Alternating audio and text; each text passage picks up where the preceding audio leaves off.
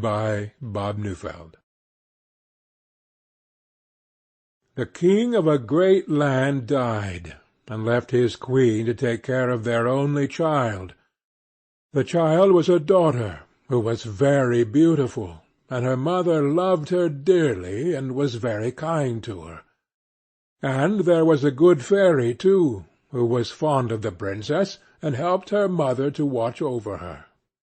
When she grew up, she was betrothed to a prince who lived a great way off, and as the time drew near for her to be married, she got ready to set off on her journey to his country.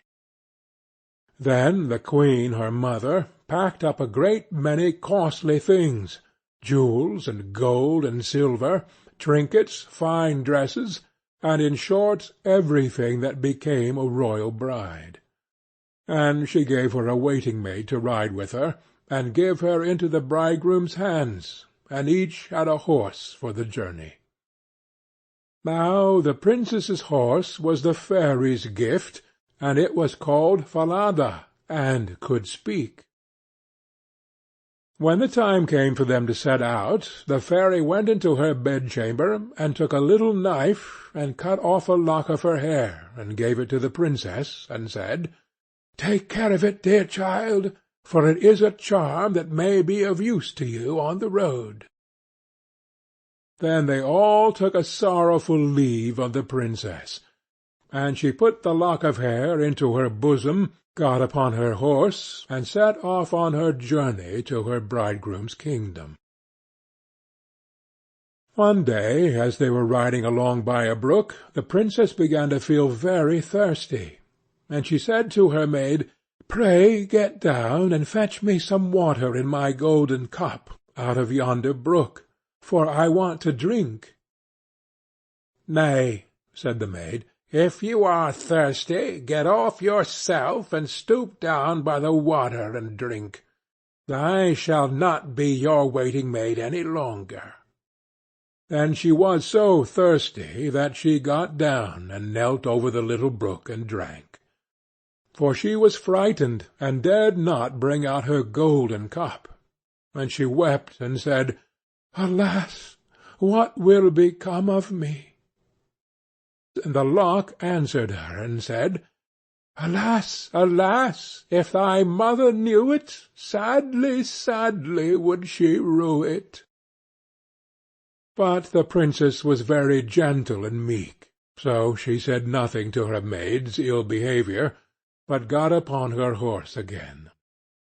Then all rode farther on their journey, till the day grew so warm and the sun so scorching that the bride began to feel very thirsty again, and at last, when they came to a river, she forgot her maid's rude speech, and said, "Pray get down and fetch me some water to drink in my golden cup." But the maid answered her, and spoke even more haughtily than before, "Drink if you will, but I shall not be your waiting-maid." Then the princess was so thirsty that she got off her horse, and lay down and held her head over the running stream, and cried and said, "What will become of me?" And the lock of hair answered her again, "Alas, alas, if thy mother knew it, sadly, sadly would she rue it." And as she leaned down to drink, the lock of hair fell from her bosom, and floated away with the water. Now she was so frightened that she did not see it, but her maid saw it, and was very glad, for she knew the charm, and she saw that the poor bride would be in her power now that she had lost the hair. So when the bride had done drinking, and would have got upon Falada again, the maid said, "I shall ride upon Falada, and you may have my horse instead." So she was forced to give up her horse, and soon afterwards to take off her royal clothes, and put on her maid's shabby ones. At last, as they drew near the end of their journey, this treacherous servant threatened to kill her mistress if she ever told any one what had happened.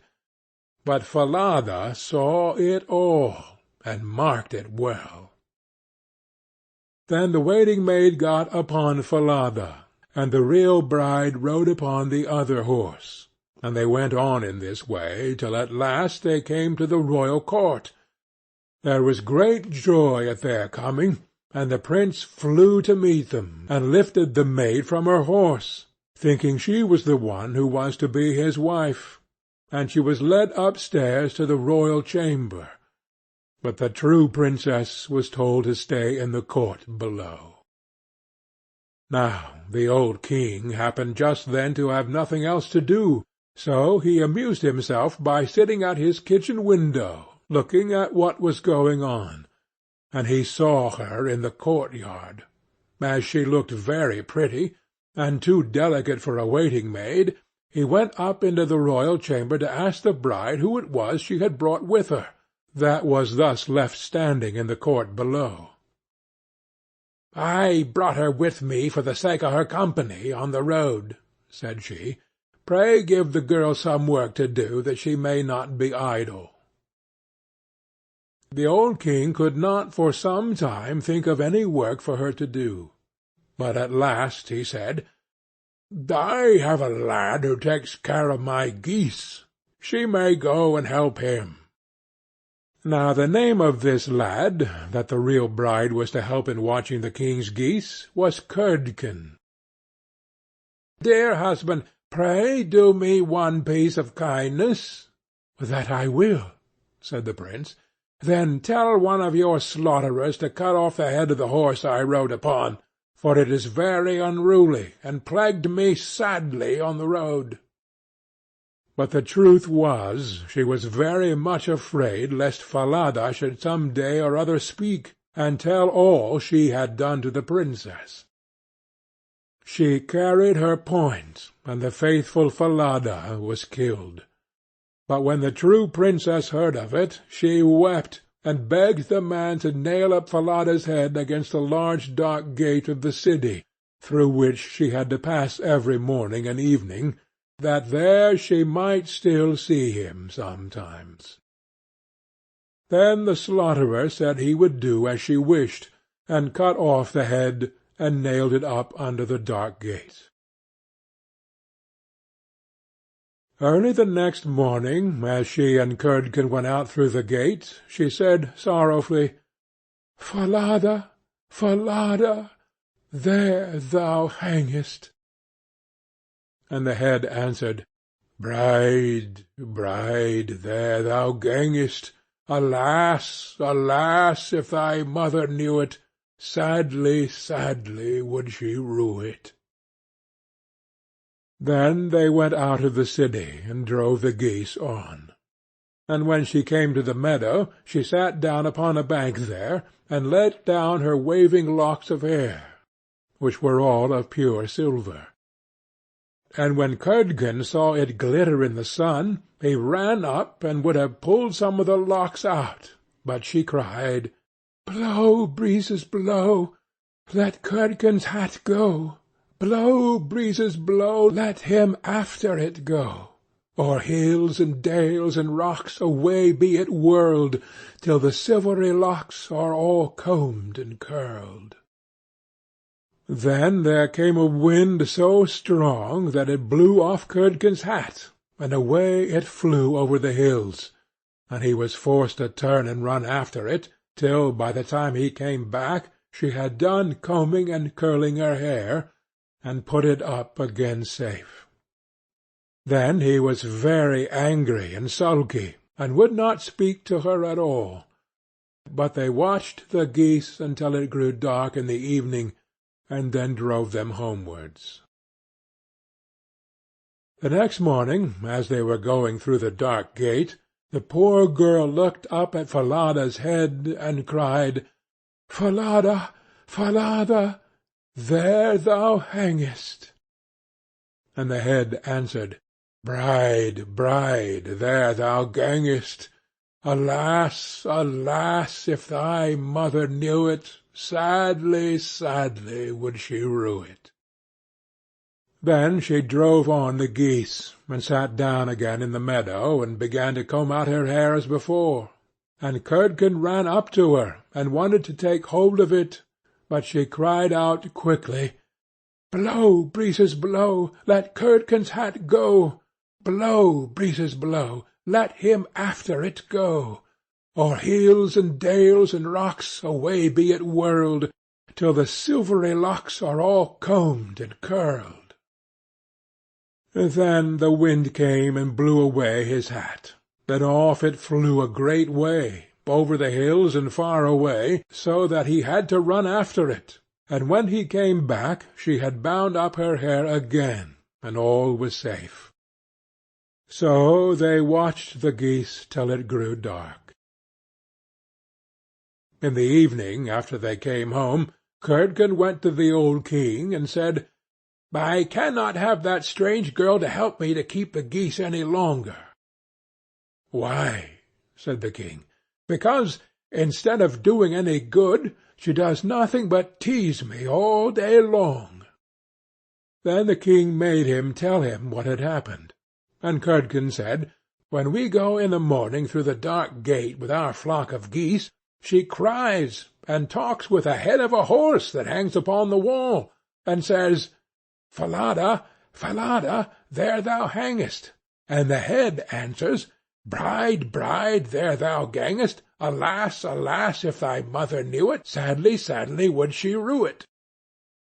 And Curdken went on telling the king what had happened upon the meadow where the geese fed, how his hat was blown away, and how he was forced to run after it, and to leave his flock of geese to themselves. But the old king told the boy to go out again the next day. And when morning came, he placed himself behind the dark gate, and heard how she spoke to Falada, and how Falada answered. Then he went into the field, and hid himself in a bush by the meadow's side, and he soon saw with his own eyes how they drove that flock of geese, and how, after a little time, she let down her hair that glittered in the sun. And then he heard her say, "Blow, breezes, blow, let Curdken's hat go! Blow, breezes, blow, let him after it go! O'er hills, dales, and rocks away be it whirled, till the silvery locks are all combed and curled." And soon came a gale of wind, and carried away Curdken's hat, and away went Curdken after it, while the girl went on combing and curling her hair. All this the old king saw. So he went home without being seen, and when the little goose-girl came back in the evening, he called her aside and asked her why she did so. But she burst into tears, and said, "That I must not tell you, or any man, or I shall lose my life." But the old king begged so hard that she had no peace till she had told him all the tale, from beginning to end, word for word. And it was very lucky for her that she did so, for when she had done, the king ordered royal clothes to be put upon her, and gazed on her with wonder, she was so beautiful. Then he called his son, and told him that he had only a false bride, for that she was merely a waiting-maid, while the true bride stood by. And the young man rejoiced when he saw her beauty, and heard how meek and patient she had been. And without saying anything to the false bride, the king ordered a great feast to be got ready for all his court. The bridegroom sat at the top, with the false princess on one side, and the true one on the other. But nobody knew her again, for her beauty was quite dazzling to their eyes, and she did not seem at all like the little goose-girl, now that she had her brilliant dress on. When they had eaten and drank, and were very merry, the old king said he would tell them a tale. So he began, and told all the story of the princess, as if it was one that he had once heard, and he asked the true waiting-maid what she thought ought to be done to any one who would behave thus. "Nothing better," said this false bride, "than that she would be thrown into the cask stuck round with sharp nails, and that 2 white horses should be put to it, and should drag it from street to street till she was dead." "Thou art she," said the old king, "and as thou hast judged thyself, so shall it be done to thee." And the young king was then married to his true wife, and they reigned over the kingdom in peace and happiness all their lives, and the good fairy came to see them, and restored the faithful Falada to life again.